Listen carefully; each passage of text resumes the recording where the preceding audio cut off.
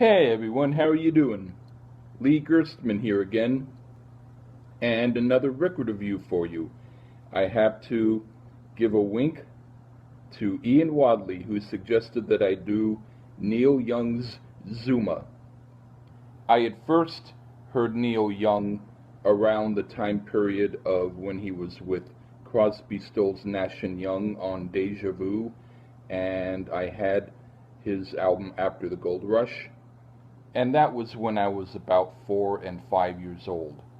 So I had heard of Neil Young, and then later, when I was an older teenager, I got a box set of his solo albums from his first album all the way up to and including Reactor. I didn't have Decade or Live Rust or Journey Through the Past on that box set, so I had to get those on my own.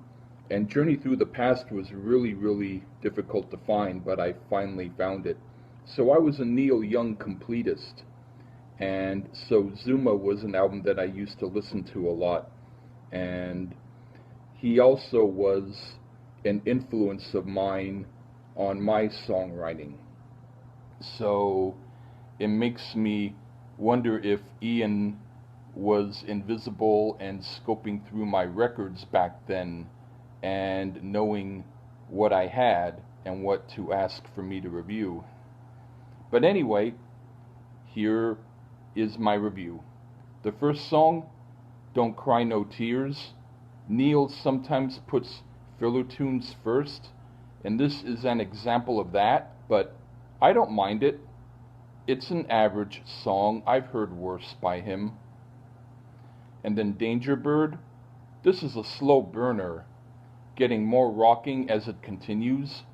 I somehow think it influenced the grunge movement, but I like stuff like this better.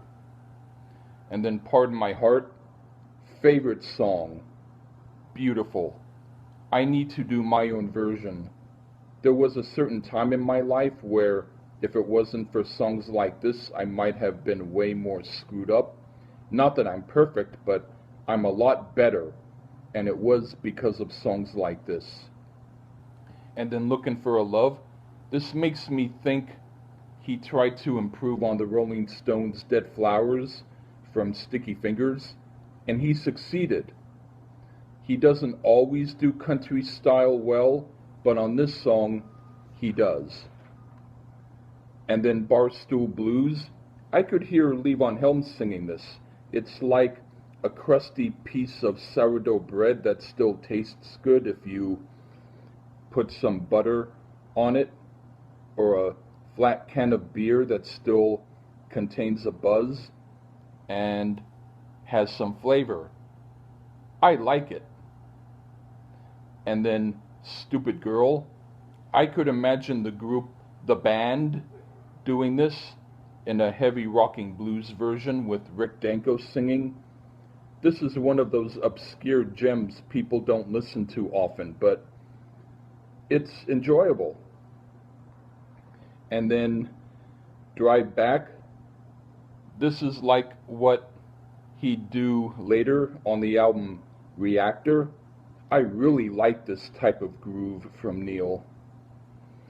And then Cortes the Killer. I wrote a song with my dog Norton back in 1981 called Freedom in Doomsday Lane that had this slow, heavy vibe to it.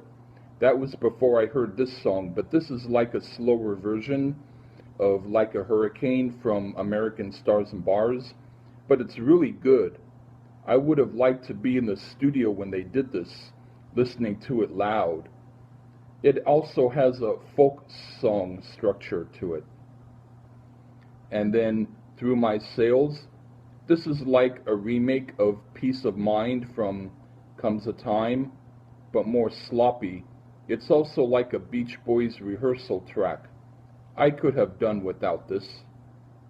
So yeah, this album, the first song and the last song aren't particularly my favorites, but overall, I would say this is one of Neil Young's better albums. I do think that the time period between the album Time Fades Away up to Reactor are probably my favorites of his. And this album is maybe one of 3 or 4 favorites of mine. So thank you, Ian. I hope that you enjoy the review. I enjoyed doing it. Cheers.